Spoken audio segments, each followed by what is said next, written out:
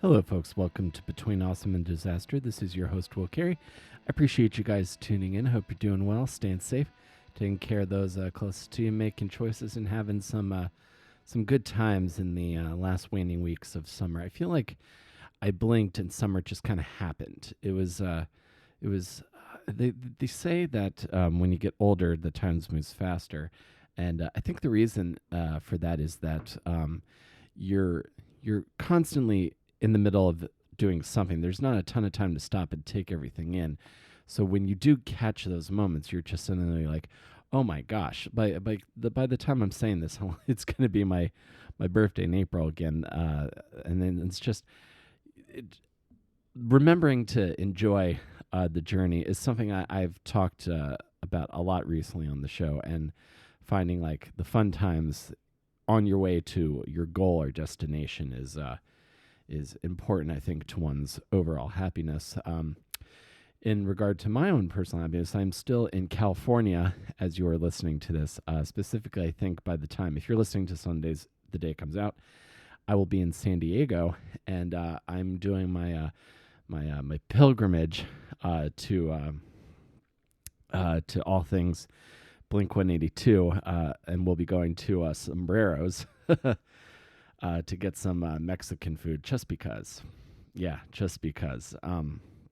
Blink is a lot on my mind today, especially considering my guest today. My guest on the show today is Dave Gomez. Dave Gomez is the brainchild of the Chicago-based pop-punk band Summer Curse, and a staple in the Chicago pop-punk scene. Really solid dude. He's a guy I've known through a lot of people that I also know. So it was a really long time. It was a long time coming for him to sit down and chat with me on the show. And we ended up having like we really became like best buds over the context of this conversation. And I specifically bring up Blink not only because of being in San Diego, but also because, and I made a allusion to this talking to Dave, is the Blink 182 rumor mill is churning. It's getting nice and thick with anticipation. And I said, and I'll say this to you now, the way folks look at the Vatican for the different colored smoke to symbolize, like, I think the death of the Pope and then the new Pope. My theological consultant, Leo, my good friend Leo, who's a listener, could correct me on on what exactly this is. But I believe there's one colored smoke for if the Pope dies, and then a different colored smoke for when the new Pope is named. And I feel like all of the Blink 182 fandom is looking for the smoke to signify that Tom DeLonge has rejoined the band officially. There were rumors, lots of tasty little treats being dropped on the internet, but nothing official, which I know for a lot of the fandom would be a great thing. I personally just want all of the members to be doing what they want to do creatively, and if that's reuniting, yay. If it's still doing separate stuff and Skiba is in the band, then that's great too, as long as they're all just still friends and there's no animosity, because friendship is and I get very sappy when I think about friendship, because I think it is very important, and you want to cherish and nurture the friendships you have, and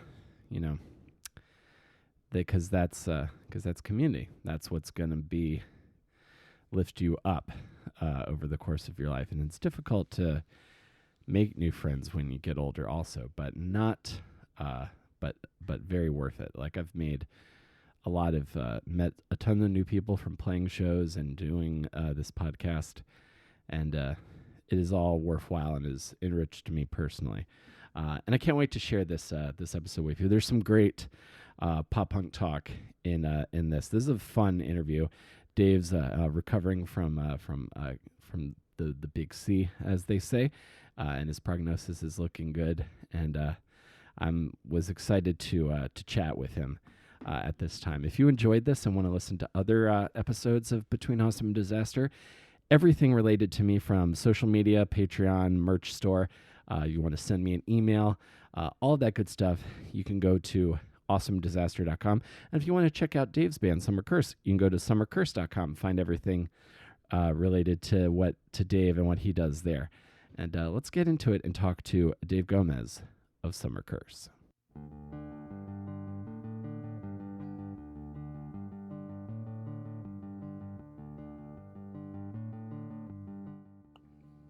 Because looking at not only like scrolling your timeline and seeing a lot of comedy stuff, but also seeing like a lot of I feel like we have a lot of mutual friends in the scene. So it's I think about time that we had this conversation on the show.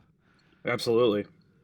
No, I'm a big obviously a big fan of pop punk, and that was kind of my introduction to comedy too, in a weird way, like my tastes and such. Mm-hmm. Yeah, there's kind of like an interesting kind of crossover, because I remember, and this might be, you were saying that kind of got me thinking, because when I was like getting into pop punk as like a teenager, and I had like kind of, my typical teenage shithead sense of humor, and so like a band like Blink or a band like Green Day was like perfect for me, because not only were the songs really great and unlike anything I'd heard up to that point in my life, but then they reminded me of like me and my friends with all the like crass jokes and what have you in between songs. It was like my perfect kind of band. Oh, dude, absolutely. I religiously watched those Blink DVDs when I was a kid, and it was incredible. I don't know exactly. You nailed it. Reminded me of my friends and such, and skateboarding and bullshitting around, and we wanted to be just like them in every way, dressing like them and shit. Atticus, all that good stuff. Oh yeah, like I remember being Atticus. I remember being so bummed out because Macbeth never made my shoe size, and I wanted a pair of Macbeths so bad. I would like tweet Really? to the, yeah. I remember tweeting to Macbeth like, "Can you even as an adult, like, can you please make size 15? I really need to, I really need these shoes," because I could never really like look the part outside of doing like the rocker black T-shirt thing. So I was just like, oh, I want all that stuff. But then once Dickies and Carhartt became the new like uniform, I was like, okay, I can get on board with this. this is my jam. So gnarly. 100%. So let me ask you, how have you been, man? Because I remember like you were going through some stuff earlier this year into last year. Yeah, I can't complain, man. Obviously nobody likes the C word. Contour cancer. yeah. But it's good, man. I just gotta be thankful for every day, and I'm just happy to be here, man. It's awesome. Every day's a fucking blessing. It's great. It's great. Awesome. I'm glad to hear that. Sorry, I can hear you. I can barely hear myself. I'm trying to figure out the situation because I'm like... it's okay. I hear like running water in the background. That's probably the pisser. Sorry about that. Oh, no worries. I think not too far off brand for what we're talking about in this moment. But I'm glad that like, so your recovery is on track. 100%. Obviously, I still have to go to the meetings and get scans, which is always scary. But the last few scans I've had been completely clear, and it's always good to hear that I'm doing really, really good. And yeah. Fantastic, man. My mom beat cancer several years ago, so fantastic. I applaud you, and I've had several of my friends beat it as well. So I'm big on the fuck cancer train. So without a doubt, absolutely, because like in hearing like people talk about you, and this is why I'm so stoked to like get into Chen with you here. Like I've been making like so many like new friends in like the scenes, and of the two cities that I talk to people the most, like that have like really cool and exciting new bands coming out of them. One of them is Philadelphia, and then the other is Chicago. And when I talk to people from Chicago, like you seem like very integral in this era of Chicago music, from what I'm gathering. Well, that's huge for me. Thank you. Yeah, I've been doing it for a while. I've been in the scene and such for a while, but it feels like breathing, dude. I don't even think anything of it. This is what I love to do. Mm-hmm. I always feel like I'm just getting started every single time I start a new song or a new record or whatever, a new show. I'm getting pumped for a new show. Like it's nothing to me, man. And it's Uh-huh. crazy that I've been doing this for a little bit now. I think I started Uh-huh. my first band in 2004, so it's been a little Oh, while. wow. Oh, not nice. That's Yeah, so 2004. So we're coming up on eight, it'll be 18 years then this year then. that's right. That's And right. were you and you did you grow up in Chicago? Funny story. I know because I listened to a few episodes of the pod, and I know you're a big Mest guy too. And Yep. I actually grew up down the block from Tony Lovato, Oh, really? so they were like huge for me in middle school. Like everybody like wrote their fucking like literally in the school. We like you seen like 10-year-old girls like writing Mest on like the chalkboard and shit like that. I'm like, what the hell is this Mest? I keep on hearing Mest. What the hell is this? One day I go over my buddy's house. He has the Mest CD. I fucking steal it because I want to fucking know what Right. I want to hear all that. What's the hype and everything? And I didn't get it at first, and then I heard "Fucked Up Kid" and I was like, "Yo, this is incredible." And come to find, the Lovatos live down the block from me, Oh, and that's amazing. So were yeah. you just so did you go down and knock on the door and like, is Tony there? Dude. Oh, dude, you have no idea. We were fucking stalkerish, man. It was ridiculous. Like looking back, looking back. It's like almost like how did we think that was acceptable? Just to like walk over there. We used to see the Cadillac in front of the house and shit. And I think after a while, it was becoming a little like ridiculous with you know, Mhm. safety and such. So they were like, "Fuck, we got to move this Cadillac out of here." But we saw it. I mean, we never got to see Tony like sitting outside or anything, but um, Mhm. definitely saw like the dead end street, and obviously that was like a huge part of my youth, and still to this day, I'm a big fan. Obviously, if you hear the Summer Curse songs, you can kind of hear that influence still to this day. So, and Yeah. since then, I've got to play like a handful of shows with the dudes, and yeah, great group of people there. That's awesome. I want to get Tony on the show so bad because I think we'd have a really nice chat. I remember Mest Yeah. I have a couple of like key Mest stories. So like my sophomore year of college and like when I was first just getting used to like going to live music regularly, there was the Record Theater, which was in walking distance of Towson University, and I remember going and see Mest's like farewell tour at the time Yeah, with that Alistair were on, and that was just like one of the best, most fun nights I've had watching music. It was so great. 100%. And then I remember getting that self-titled album when it came out, and it was around the same time that they played Warp Tour, so they had that performance of Rooftops on Yep. the Warp Tour 2003 DVD, and I remember just singing this song this encapsulates everything that I'm doing right now. Like I'm like I was never like on roofs, but I was like, driving around and listening to punk. That was like my life. I was hearing my life like described back to me. It was really, really cool. That's amazing. Yeah, that Yeah. Warped DVD is like the best time for punk rock. Like everybody's present. I was thinking about that recently. Like you hear it time and time again, but everybody's on their phone nowadays, and there was nothing else to do but to look at the stage and be there, Mm-hmm. and it was just different. And so I'm glad they captured it at least on the DVD for that time period. I mean, we're kind of like learning to behave at shows and not be an idiot and understand. I think like the playing field is slowly becoming like okay, fans are becoming smarter with the rock stardom shit that goes down. Oh, totally. And the other cool thing I remember because I was maybe a couple years into playing guitar at this time, and the thing I remember most about is that Mest were like playing Epiphone guitars.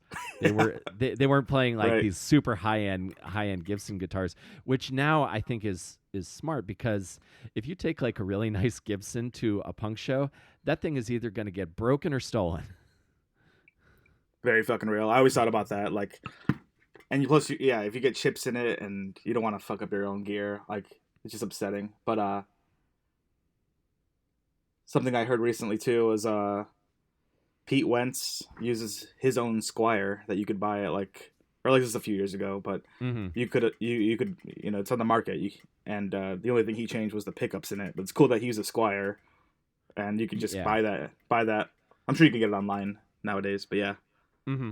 Yeah, I've seen stuff with like Laura Jane Grace has like the Matt Freeman Squire. That was, I think it's kind of rare now, but just the fact that like it wasn't a Fender, it was like a Squire brand, I think is like a nice democratic move, just to like, Fucking because love that.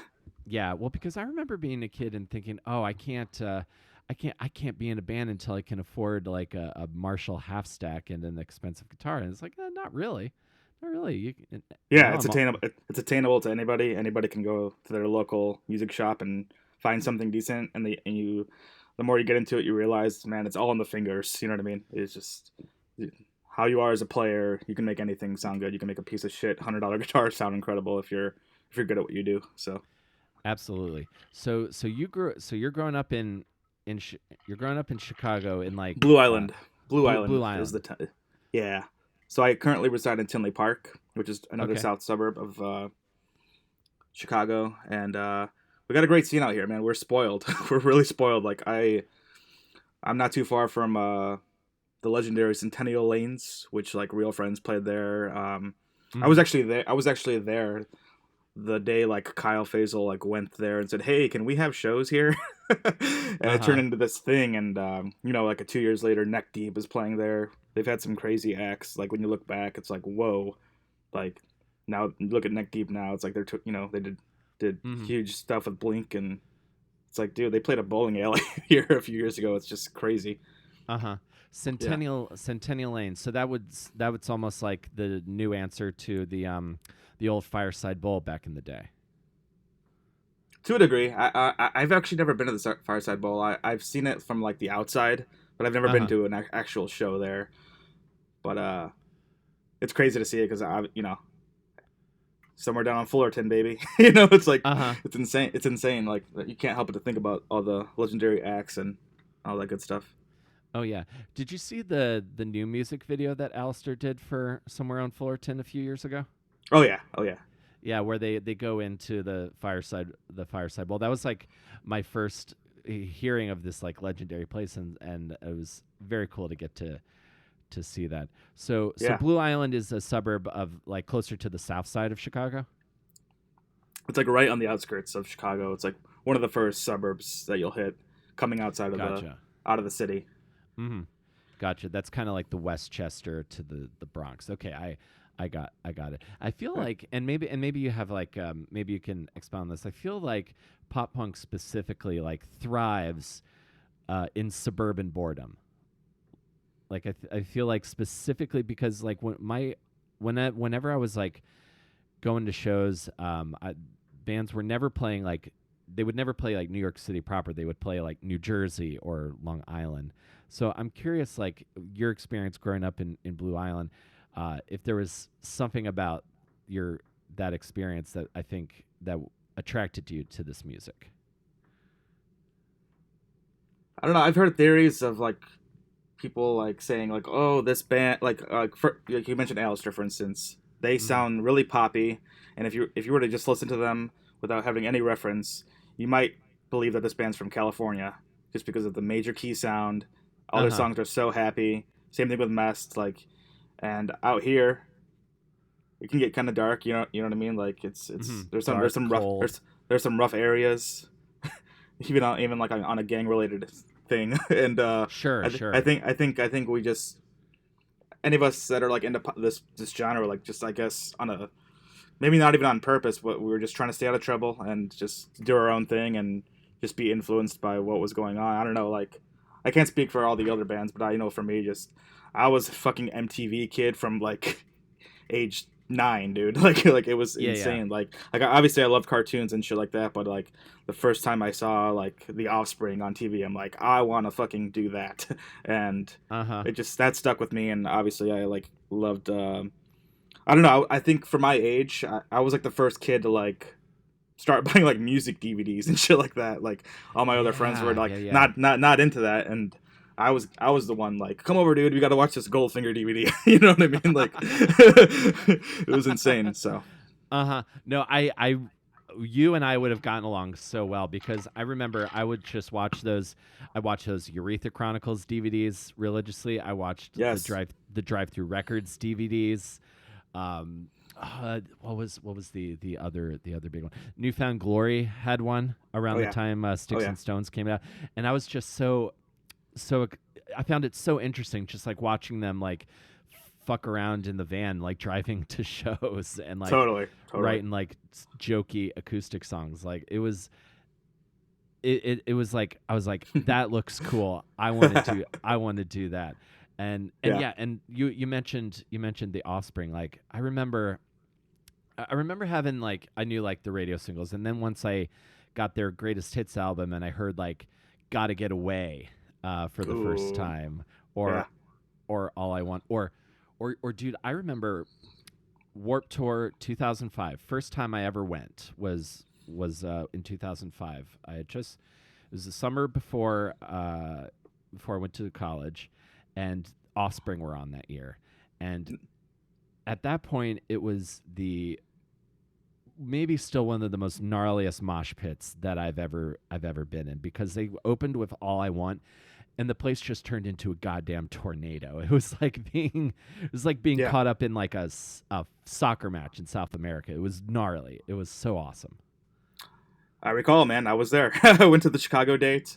I remember Uh-huh. seeing actually Mest played that day too. Surprise! It was like a surprise thing. They weren't announced, and they just showed up and they fucking played. And Offspring were there. All American Rejects, I believe.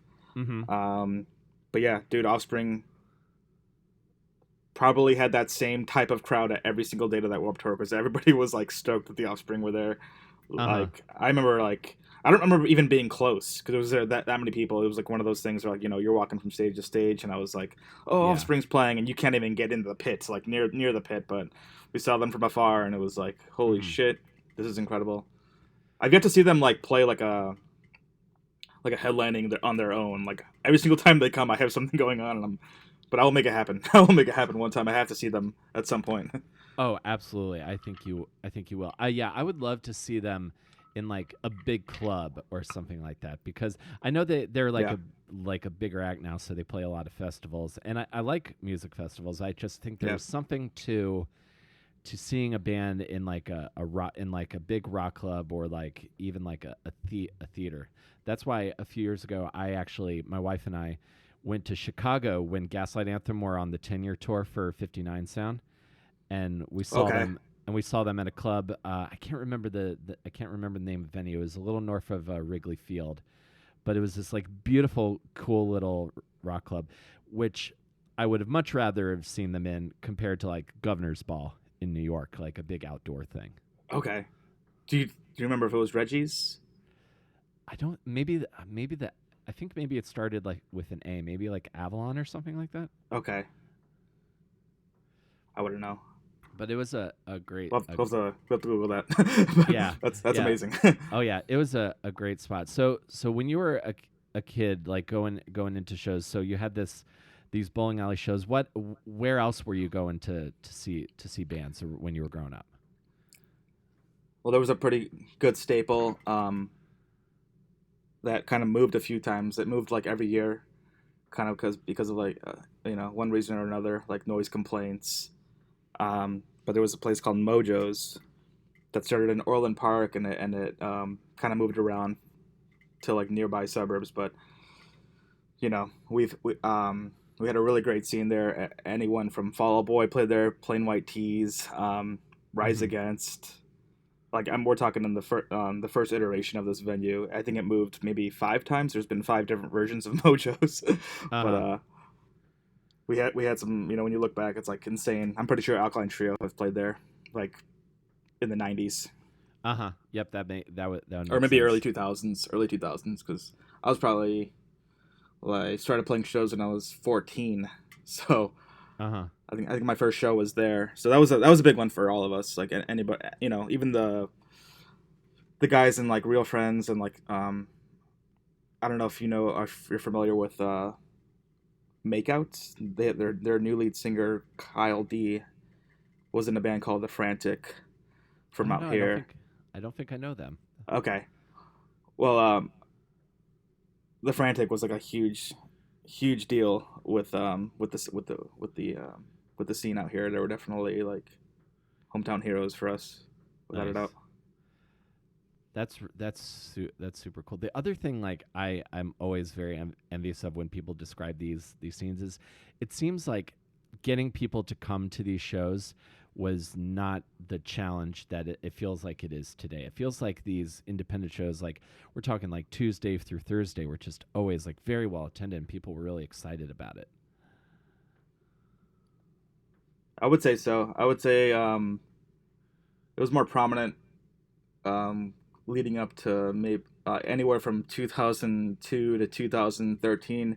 Then things started to change a little bit. You couldn't really like just have a show on a Wednesday and people would come out. Like it's more of like a weekend thing. And Mm-hmm. obviously kids have other stuff to do. I don't know. I'm learning every day. It's like shit. Kids like I have a younger sister and I asked her, "Oh, are there any local bands like at the high school?" And she's like, "No, and there's no bands." Like what? That makes me so sad. Uh Like huh. it was like the thing to do when I was in high school. Like there was like I could name 10 bands that we were all trying at least trying to do a band. Even if you didn't play shows, you still like jammed in your garage or some shit. But everyone's more about like Mm-hmm. the Twitch and all that good stuff these days. So Oh yeah.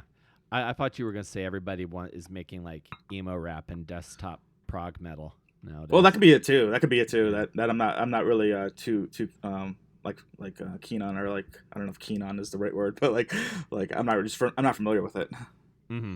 Yeah, this sort of like the 2020s iteration of what I think we were doing. I'm not sure how old you are, but I'm from like the Blink, Sum 41, Newfound Glory, Yeah. American Idiot era of pop punk, that early 2000s Okay. pop punk. Yeah, me Which too. I'm 32. I'm 32. okay, So okay, so I'm 36, so we're not too far off. okay. Um, and and then so that was kind of the wave where it was still like it was mostly good time. It was mostly kind of like good time party music. It was very like major key kind of fun. Yeah. And then It was in the more than 20 it was more than the music. It was like the culture. yeah, exactly. And the culture around that scene of time was kind of, again, we were all kind of slightly knuckleheads a little bit, Yeah. Absolutely.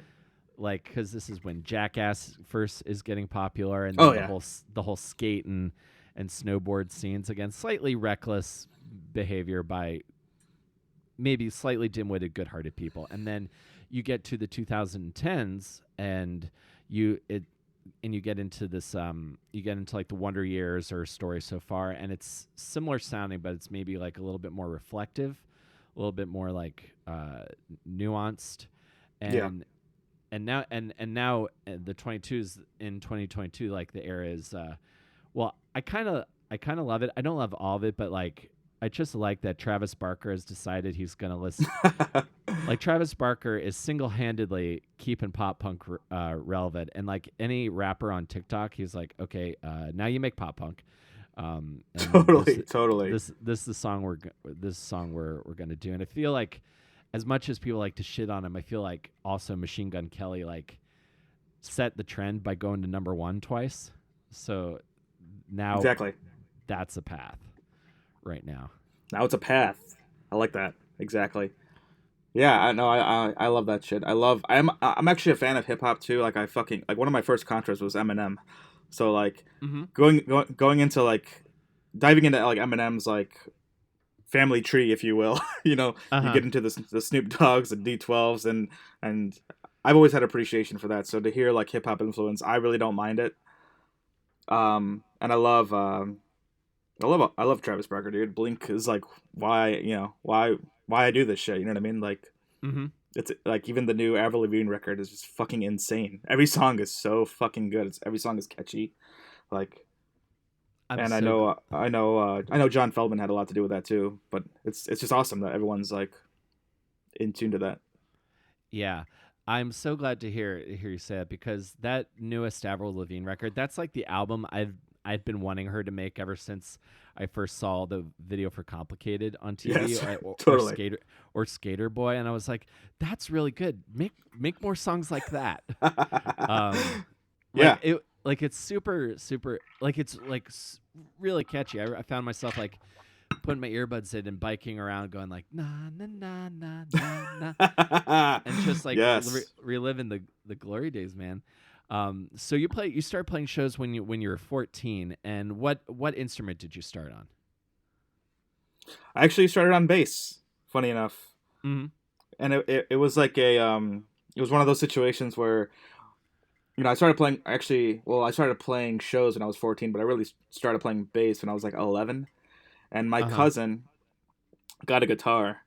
So when we were obviously both into Blink at the time, so I was like, dude, you got a fucking guitar. I'll just get a bass and I'll just start taking lessons and we'll just fucking do this shit from here and we'll try to find a drummer Mm-hmm. and we'll do the damn thing. And I think a lot. I know you're a bass player too, which is rad. Yep. I I didn't think anything of it. Some people get a lot the bass guitar a lot of flack and shit like that. I thought it was Uh-huh. fucking awesome. I just wanted to be Mark Hoppus, dude, just like any other bass player. So, Oh, um, yeah, yeah. you Dude, know. you and I are like I feel like we're going to be best friends after Oh this, yeah, Dave. absolutely, no Um doubt, no because doubt about it. he was my idol as well.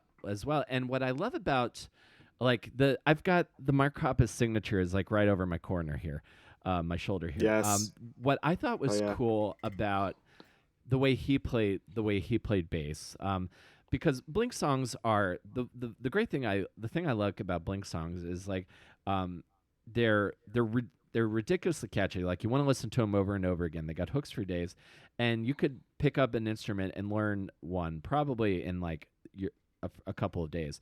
But what was cool Yep. about the way Hoppus plays bass is once you get past like the straight root note kind of songs, like the way he plays is sounds really cool, but it's also like the next step up. Like when you play like learning to do like fifths, like in feeling this, Yep. or like carousel, like all those cool like fifth power chords and strumming that he does.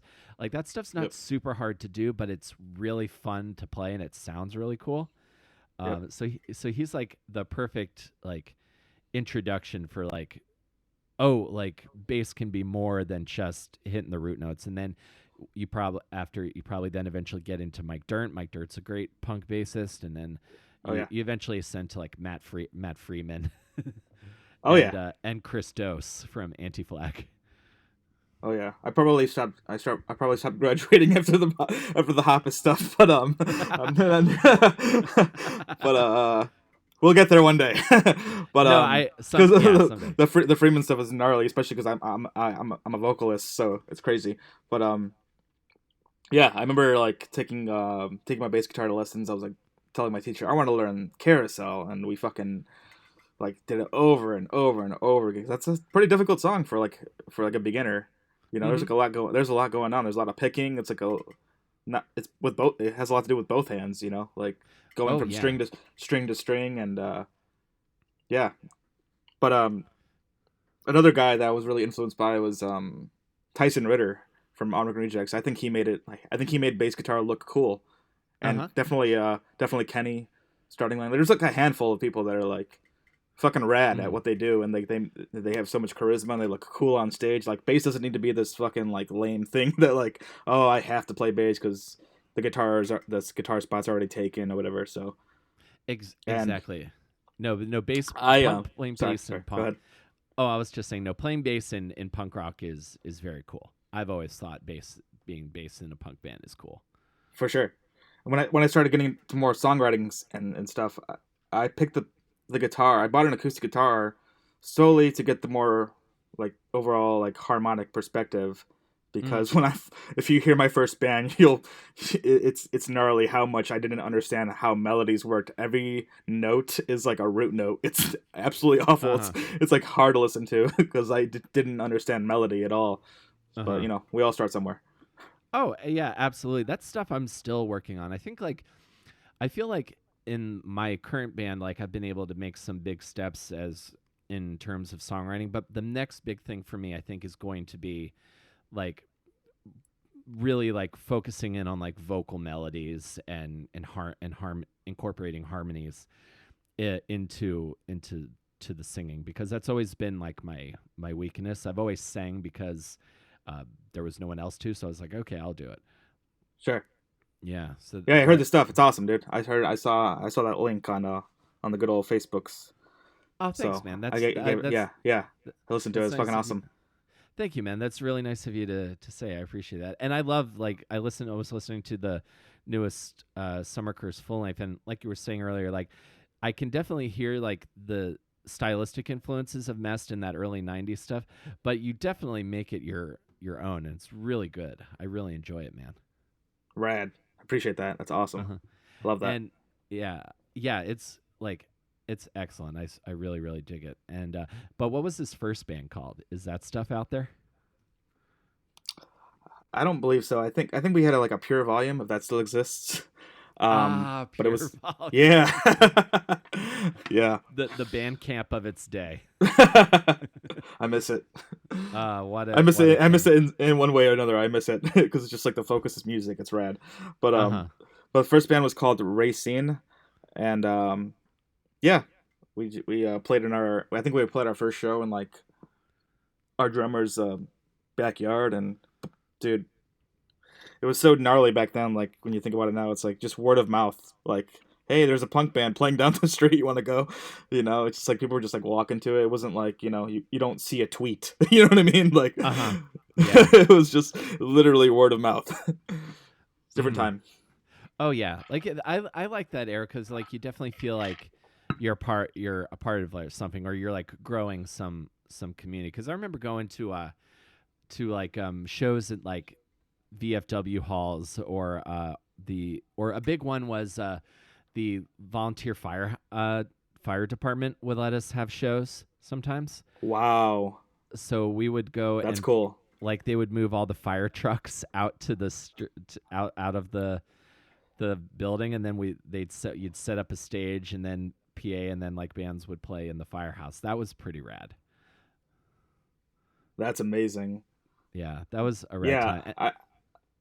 anyone just like whatchamacallit, sorry, I'm hearing myself here. Anyone just kind of like brought their own PA and like kind of hooked it up, and like, if was there like the one person that you knew that had like a PA, so we're like, oh, we gotta hit up this dude to like make this happen, like, Yes. was that the kind Yeah. of situation that you had Yeah, to go it through? was Okay. it, yeah, it was that kind of thing. It was the kind of situation where like if somebody stepped on the cord, the entire show would stop. Like you remember doing those early on back in the day, where Oh it's yeah, just oh like yeah. the one cord plugged into the wall, and Oh yeah. you're just taping it down, hoping no one Yeah. steps on it. Right. I love that. That's Yeah, fucking those funny. those To were to the to some degree, it's still like that. It's some DIY spots, but like, you mhm. gotta do, what you gotta do. But one thing I wanted to ask you, I'm gonna turn the table here. I wanted to Oh, ask sure. you, like, let's hear. I've you gotta send me like a link to your comedy, because I know I'm a big comedy guy.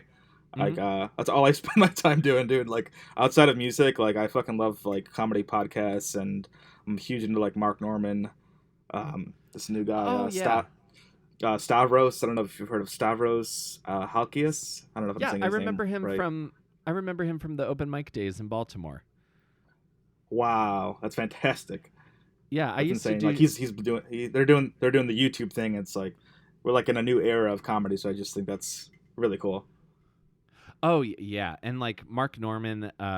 Again, I remember doing open mics with him in New York, so it's really cool to see him like touring and doing the road as much as he does. Yeah. I saw you tweet about Joe List. Joe List is an incredibly funny Yep. comedian. He's really great. His Yep. I wife just saw Sarah his Tolmash is his Sorry. wife Sarah Go. Tolmash is very funny. Okay. I'll have to check her out. I just saw the new movie that he starred in with Louis C.K. writing it, or they co-wrote it. I should say they co-wrote it. Mm-hmm. And Joe List is starring, and it was just me, and in the theater it was me and like four other dudes. But like, it's like it was Uh-huh. amazing. Like, apparently it's doing really well though. But for whatever showing I went to, it was like, wow, I expected more people to be here, but it's cool that like they made a movie, and they're doing it like independently, and pretty rad. I love that. Yeah. So, are you familiar with Natalie Cuomo? I know that name, but I don't know if I've ever seen her perform. But I do know Okay, that name. okay. I believe she's from your your neck of the woods too. Hmm. She's really funny. She's really funny. Yeah. Awesome. I will seek out her stand up. You would probably also like like a veteran of the New York comedy scene, like the Comedy Cellar in New York, who I think is kind of underrated, is Jessica Kirsten. She's Okay. incredibly funny. She's like a crusher. I saw her the first summer of the pandemic. This comedy club owner that I was friends with, still friends. She moved to Austin, but they were putting on shows in a parking lot in the summer of 2020, and they had at a place, and the stage was the back of a pickup truck, and I saw Jessica Kirsten just crush for like 20 minutes in this parking lot where everyone has like lounge chairs and picnic chairs and is socially distanced, because this was before Yeah. the vaccine, so everyone's like still masked and socially distanced, and the Right. only reason the show ended early is because it started raining. Ah, bummer. That's great though. That's you had to do what you had to do. Even like I heard like Sam Morril was touring, played some shows on a rooftop. Yep, I saw his special that he did on a rooftop. It seems like you know a lot of the New York comedians. This is another part of my world that's crossing over here on the podcast. This is very Oh, that's cool. fantastic. Oh yeah, dude, we're best friends. Yeah, exactly, exactly. We're best friends, Dave. Yeah, damn right. I'll have to come through one of these days, and you'll have to show me some like comedy spots, because that sounds like a fucking awesome time. Oh, absolutely. And yeah, I'll send you my on my YouTube channel. I'll send you the playlist to all my stand up clips. Uh, Please do, please do. so I'll send you that. And then yeah, anytime you're coming through, we'll hang out. We'll hit up some shows. I'll have to book a gig there, and we'll have to make an excuse to go see some comedy or something. Sounds sounds good, man. Um, and then how soon after when in your musical career does Summer Curse start? Because is Summer Curse a band, or is it mostly you and then you have like people who come in? So essentially, I had a weird trajectory here. So my first band, way back in the day, 2004. I was a singer, bass player. I wrote all the songs. Then I actually joined one of my a band I was like a fan of. Like I remember like buying their record in like a local record store. This band, not together Mm-hmm. anymore, but we'll just say we were like the, I don't mean this cocky, but we were like the Beatles of Oak Lawn, Illinois. Like Okay. literally everyone fucking knew the name. I could say that because I had an outside perspective. I was a fan of the band before I even joined the fucking band. So like Uh huh. everyone and their mom knew who Superfry was in this little town in the suburbs, and Okay. he'd go to the, because we like. And before I was in the band, they handed out stickers and CDs to everyone at the mall and local shows. And this is we're talking 2000. They were big in 2003. But anyway, long story short, I joined that band I was a fan of. I played bass. I was like, you know what? I songwriting is fucking hard. I want to play bass. Mm-hmm. That band breaks up maybe 2 years later. We start another band with some of the members from that band called the Show and Tell, and Dave Knox of Real Friends is actually in that band. Oh, really? And yeah, and for a little while, my cousin's also in another cool band that you might have heard of called Lurk. Lurk. They're on Pure Noise Records right now. Oh So no, he's the I will. he's I'll check them out. check out Lurk. They're fucking awesome.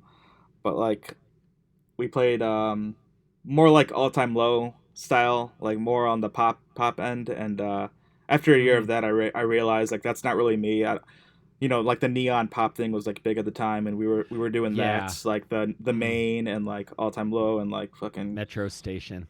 yeah, cute as a waiting for. So we were trying to like go down that path, and in my heart of hearts, I knew I wanted to play more like Goldfinger Mest type of shit. Mm-hmm. So like after a while that we weren't meshing, so that band broke up. I started another band, and I was like, you know what? I'm fuck this shit. I'm gonna be the lead singer of this band because I want to fucking take a hold and make sure this band is punk. Like, I want to bring in that no effects if and obviously still have like some of like the emo shit. Like I love Saves the Day and like Mm-hmm. all that good stuff. But Yeah. Melodic, but you didn't want to be a boy band with breakdowns. yeah. Exactly. And I love all types of shit, dude. I'm a big fan of like Set Your Goals and like 40 Strong, but it's not me. Totally. Yeah. It's not my voice. So So I started another band called, so many fucking bands. So, but then Uh-huh. I started another band called Plastic Smiles. After a while, I didn't really like the band name, so we changed that. But then we changed it to Night Terrors, and same situation. That was not very like Google friendly. It wasn't really Uh-huh. couldn't Yeah, you yeah. couldn't find us in that. And unfortunately, in these times, it's kind of like so important. Yeah. So Gotta have I good started. SEO. Yeah, I started Summer Curse, and I was like, that's unique enough. I think it's a little more. I think Night Terrors. You tell anybody down the street, hey, check out my band called we're called Night Terrors. It kind of sounds like a hardcore band. When really Mhm. I was going for more like an Alkaline Trio vibe, with that. But Yeah, and if you don't know, you don't know, and exactly. so nowadays I feel like you kind of have to have the whole package. You know what I mean? Like Mhm. with the good band name and I'm never changing the shit again though. I want to say Summer Yeah. Curse for the rest of my life, and this is it. This Mhm. is this is the end all be all here, and um yeah, I was jamming with some people before the pandemic. Unfortunately, it didn't really work out. Uh, but I'll leave it at that. And obviously, pandemic. I had to go through cancer. So right now we're trying to figure out that situation. I want to play some full band live shows. I'm kind of looking for people. I have some people in mind as far as like filling in and like learning the songs. But right now, I'm just Yeah. honestly just taking it day by day because yeah, I want to have fun with it. I want to make sure it's fun first too. And Abs I want people to be there and wants to be there in the band and not just like, oh, I have to learn these songs because I'm helping out my buddy. Like I want them to want to be there.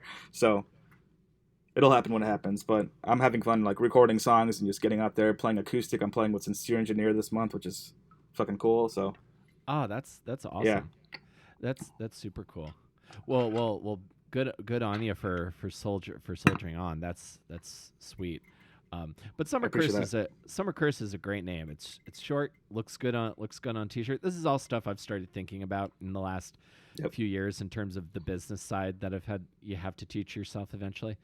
Yeah. Um, looks good on t-shirt again. Like Summer Curse, pop punk loves summer. Um, Damn I right. don't know. I Um, let me ask you this: have you ever heard of a YouTuber named Pat Finnerty? Pat Finnerty. have not. I've had him on the show. He does these really funny videos called "What Makes This Song Stink," which is like a play on Rick Beato's "What Makes This Song Great." And he Okay. and his newest one is about "Emo Girl" by Machine Gun Kelly, and he does Okay. this hilarious deconstruction of pop punk, and I think you would really find it hilarious. I'm a big Rick Beato guy, so I'm sure I would love that. Yeah, Rick and Beato's this the man. oh yeah, like I watch his videos, I'm like, oh okay, that makes sense, because I'm trying to learn all this like so like 156 like how to make a song really good. Like Dude, I really I bought his like book. that stuff. I spent a good $50 on his book, and Uh huh. it's too advanced for me. Like I really Oh have to like really? I didn't I got through like the first 10 pages. I was like, dude, I got to get some theory for dummies kind of book before I Uh dive huh. into this. It's insane, but that guy's an incredible musician. I first came onto him when I saw the what makes this song great, all the small things, Blink-182. And Uh huh. what fascinated me was like synth part going on in the chorus that you don't hear, Yeah, but I it's had no idea fucking that was there. it's like hypnotic. Like it's insane. Like I would love to incorporate that shit in some songs in the future because that's almost makes the song, but you don't even know it's there, and it's so cool. I don't know. Yeah, it kind of helps it like fill up. The other thing Yeah. that blew my mind about like Blink arrangements in What's My Age Again in the last chorus when we get to, and that's about the time that she broke up with me. No one Uh, should take. I didn't realize that there's Hoppus is doing a low harmony where he's singing "Please Stay with Me." yes. I know exactly what we're talking about. Dude, it's Uh, gnarly. I love that. It's such a nice add-on. Yeah, Yep. it's like so like again those things that like you would never notice it act unless you were actively listening for it, but it like really makes this simple song like just so much more like richer and more satisfying to listen to. Yeah. We can easily turn this into a Blink pod. We can talk about Blink all fucking day, dude. Because I they are they as could I. I feel like and this is what day is this? This is August 4th when we're recording this. I feel like like when you're waiting, like when they're ready to announce the new pope, and then like the colored smoke from the Vatican comes out. I'm sorry. One more time. So I feel like this is going to sound like a weird comparison, but in the Vatican, when they announce a new pope, colored smoke comes out from the chimney. Okay, of the no, Vatican. I did not know that.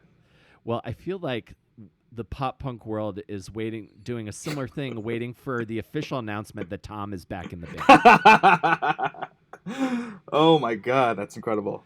Yeah, dude. I was waiting by my phone all day the other day. Was it, August 1st, whatever, they're going to announce something, but it ended up just being the toys. And, the 30th anniversary merch. Right, the 30th anniversary merch. Right. Yeah. He'll be back, dude. We all know it. They're not fooling anybody. So. They're not fooling anybody, dude. Like he'll definitely be riding with them. They've been through a lot, especially with Mark, and I think it's time. But yeah, I'm a big Mets. I love Matt Skiba though too. I would not be upset if he continued on with the guys, and because I'm a big Alkaline Trio fan. I got a little little trio coaster. Ah, you can see that? Excellent. Yes, I can see that. My favorite Alkaline Trio song still after all these years is Jacked on Green Beers from that first Atticus Draking the Lake. Very nice. That song is like, because I loved the lyrics and I didn't get the Green Beers reference until many years later. Me either. It's okay. Me either. Well, it also took me forever to get what "Take Off Your Pants and Jacket" really meant too. So I'm totally.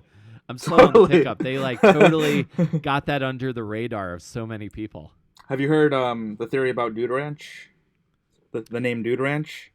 Oh, that it's slang for cum. Yes, yeah. I have heard that. Okay. Yeah. I wonder how true that is, but I think it is. We'll see. Yeah. That's like one of those things where I don't know if they actively thought about that, but I would just say it just to mess with people at this point. Totally. Yeah, but yeah, I would be if Tom gets back. I'll be happy if Skiba stays.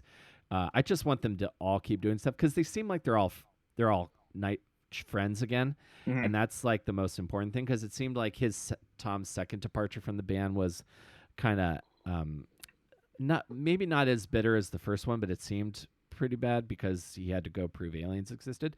Yep. But then he did. So now he can join the band again. and he did. Damn right he did. Yeah. That I remember because my wife and I saw Angels and Airwaves the day that the New York Times article came out, basically saying that, proving what his work, and he was really happy on stage. That's incredible. Yeah. Dude. That was pretty wild. But yeah, if I ever meet any of those guys, I will probably cry because they've just they've set a course of creativity that I've followed across a lot of different mediums for upwards of like 20 something years now. So yeah, absolutely. Yeah, it's crazy that even like nowadays, like Travis Barker is like the guy, and like even my mom knows who he is. Like, you know, it's like insane. Like, like he's reached a whole nother level. But I always thought like he's always had his like a foot in like hip hop and you know, like recording for other artists and stuff. So it's kind of cool that it's like happening again. Maybe it's even another level because he's doing it with even more artists these days. But it's kind of crazy.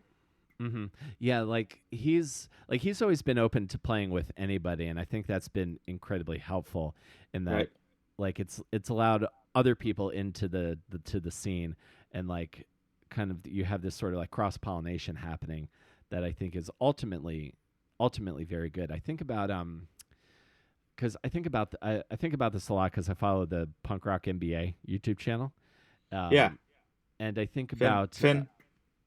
Finn, and I think whenever he talks about like rock dying and what have you, the common thread seems to be like a scene or genre gets closed off to letting anyone else in, or it gets a little too like too pretentious isn't the right word, but it gets too insular, and Yeah, then the and then the it decreases. gatekeepers, right? Yes, yeah, exactly. Which is part of my. Yeah, I don't like that shit. Like, I really don't. Like, I'm trying to show people my favorite bands. I did it in high school. I remember burning Dead Ends and Girlfriends for my girlfriend at the time. Like, Uh because huh. I just wanted her to be into the Alistair just as much as I love them and stuff, and you know, just trying to spread the good word of the real shit too, and see where where the shit came from. Because I question, by all means, I love that people are like getting into pop punk and like pop punk is like cool again, if you will. But Mm-hmm. I question how authentic it is because some kids are not doing their homework. They got to see where it came from and No, I all that I stuff. definitely. I know I know what you mean. Like at like a major label level, when you've got like a big team around you, there's a lot of cooks. Can be a lot of cooks in the kitchen. Yeah. I like to see I like to see myself as like punk rock Santa Claus and be like, well, if you like that, there are so many other things. There are so many other. There's a lot of other things that you will also find excellent. And then I Without a just doubt. I get out of my rocking chair and it's like, I will tell you the tale Yeah. of Fat Lip and Sum 41. This was Yeah. rap and pop punk meeting 20 years before Machine Gun Kelly. Yeah. You I just kids don't with your my I just don't want it to become a meme essentially, which is already it's too late for that. But I just don't want it to become a meme, and it's already a fucking meme. But it's it's where we're at, and whatever it takes to get this good ass music out there. You know what I mean? Oh, absolutely. And I'm like and if the Generation Z kids are call it like old, I'm like, yeah, it is, but it's cool. Old things can be cool. Oh Like yeah. cuz I was the same cuz I remember being a kid and then like going through my hair metal phase when VH1 was all about playing hair metal bands during that brief in between window between Behind the Music and reality TV. So I'm never offended by that. Like it's like, oh, this stuff this is for old people, and I'm like, yeah, and it's cool. I It's think cool that. I think that's a real big thing though with we both sound like dads right now, but like Oh no, we totally old do.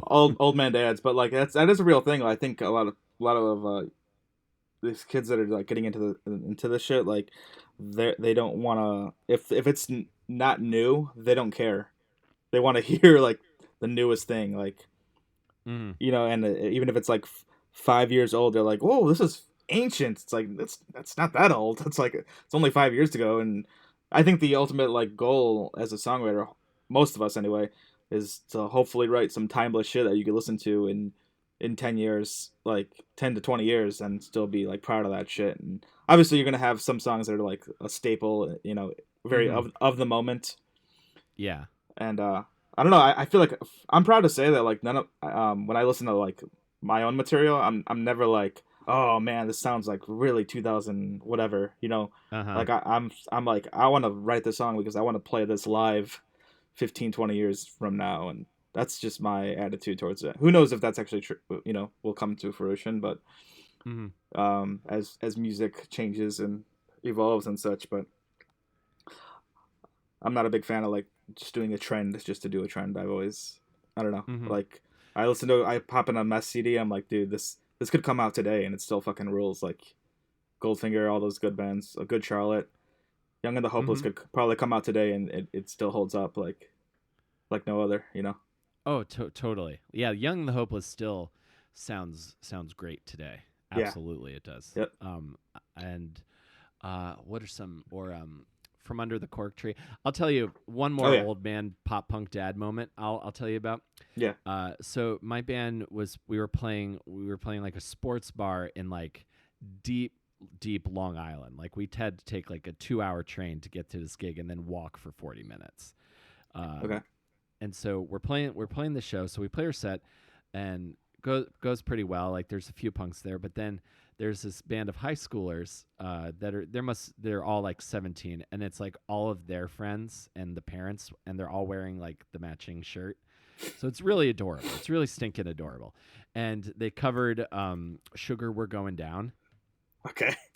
And I started doing the math. I was like, okay, if they're 17, oh, so they weren't even alive when this song came out. So this is their classic rock. This is their classic rock. This is like when my dad tried to introduce me to Ted Nugent or Led Zeppelin back in the day. And that is insane to think about. Holy crap! You just blew my mind right now. Wow. I know. Like I was at a bar after an improv show in New York recently, and you know the sign that says you have to be born on this day and this year, in order to drink alcohol. Right. Right. Now that year is 2001. So unbelievable, dude. So all the new drinkers are like post 9/11, and that was that was another moment where I was like, oh shit. Okay, well, as long as the thing that I think is going to help us, Dave, is that I don't think we're shut off to what the kids are into, No. but we're also like, that's cool. You would like this too, and that's and I think you're definitely going to have that with your music. I like I would like what was the song I want to find that I was listening to earlier, the newest Summer Curse single that I really enjoyed off the full length. I'm blanking on the exact title, but if you need me, I'll be in the basement. I really liked that one. Very nice. That one. Cool. I actually had a fan name that song because I didn't have a title for it, and I was like, what should I name this? And then somebody on Twitter was like, this. I'm like, okay, that sounds cool. Very cool. Let me ask you, just because as we come in for a landing here, so you're still like you're still like writing and recording songs. Like, what do you use when you're working on stuff at home? Like, what are you primarily writing on? You're writing on acoustic and then like recording in Pro Tools or Logic? I'm working on it. A little by little. I'm trying to get some gear. I have it's all up here for the most part. It's all up here in my head. I just use my acoustic guitar and iPhone for the most part. I try to, and that's kind of like the rule of thumb that I use for like songwriting in general. Like if it doesn't sound good with just like a vocal and acoustic guitar, it might not work. Like overall, I want you got to give it that acoustic guitar test. But I like Apogee stuff. Apogee, if you're out there, send me shit. But yeah, I got acoustic guitar, bass guitar. That's all I fucking need, man. It's very very simple. Like I don't really need much. My producer, who I'm working with right now, lives a good half hour from me. He has all the cool tools and fun shit to play with. So, we make shit happen when we're in the studio. Like the last thing we did was a Christmas song, and we seem to have built a cool relationship. And he's not too far from me, and he did some stuff with Meet Me at the Altar, which is a cool band that's out there right now. I love them. They're amazing. They're so good. He's worked with Belmont, if you know them. I do. Yep. Very good. And he's worked with a handful of other really rad artists, but like yeah, we have another one. We have another single coming out together. Should be out in the next hopefully 2 months. And it's like actually an old song from my old band when I was like 16. So it's gnarly to hear. Like I was thinking about it one day randomly. I was like, dude, this song would rip in 2022 still. It's one of those fucking like just pop punk bangers, and like I want to do it. I want to give it justice. I want to do it again, where hopefully I can actually sing it in tune. So that'll be out soon. Yeah.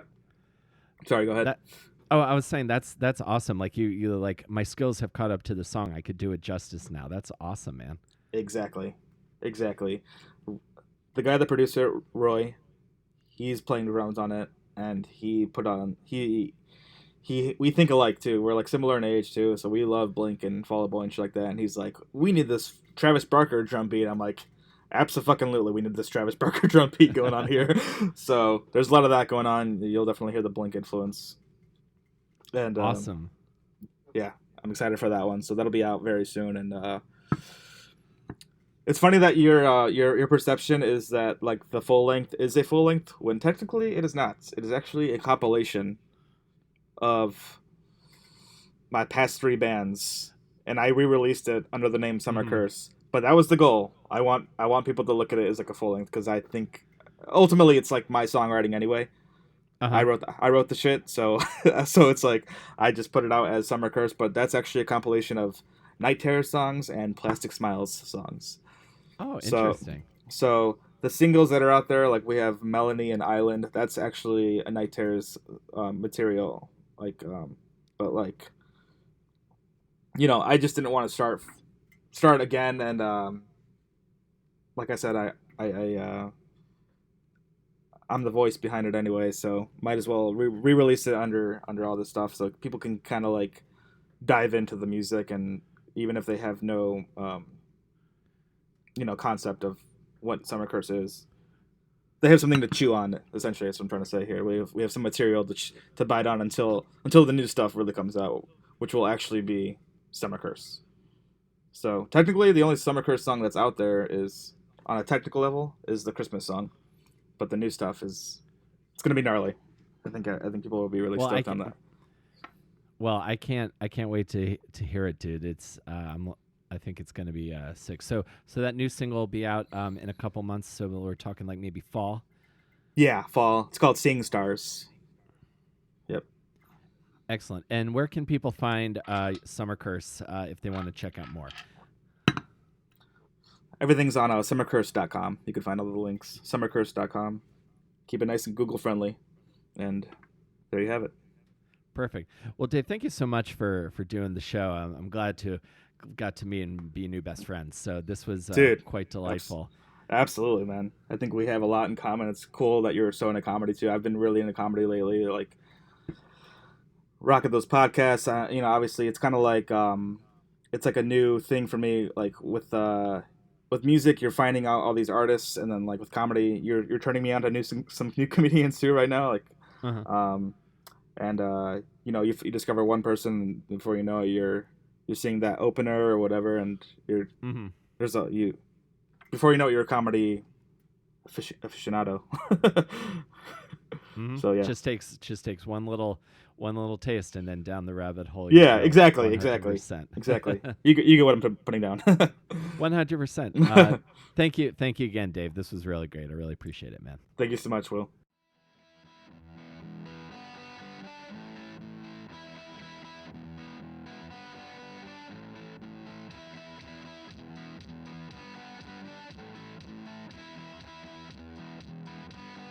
All right, that is Dave Gomez, everybody. Lovely dude, my new best friend. So glad we got to chat it out on the podcast here. If you like pop punk, you'll love Dave's project Summer Curse. So make sure you check out summercurse.com. It's got links to everywhere you can get the music, as well as merch and all of the social media links. I'll have a link to that in the description. Again, you can check out summercurse.com. And if you enjoyed this podcast and want to listen to more, I have hundreds of episodes now for you to enjoy, and you can find links at awesomedisaster.com. It has we are available on Apple, Stitcher, Spotify, Amazon Music, Pandora, Good Pods, everywhere you get your podcasts. You can listen to Between Awesome and Disaster, and you can follow me on Twitter at Comic Will Carry, and on Instagram at WillCarry23. And if you want to go a little bit further and support the show, you can go to our Patreon. Check out patreon.com/awesomedisaster, as well as our merch store, where I've got some very cool designs designed by my lovely friend Mateus. Has done some excellent work for me, and I'm really proud of the merch designs we collaborate on. So links to that at awesomedisaster.com, and I hope you guys continue to find excellence and some joy in the journey from point A to point B to your goals, because that is exciting. And if you're able to, spend some time with your friends, because that's important, and they will lift you up, and they will make your head right and be there for you when needed. And thank you guys again for being here every week to listen to the show. Brings me a lot of joy to see that people listen to this, and I love making it, and I love chatting with people. So, you know, I appreciate you, and I will see you guys next time between awesome and disaster. Stay safe, wear a mask, get vaccinated, and stomp out fascism. Take care, everybody.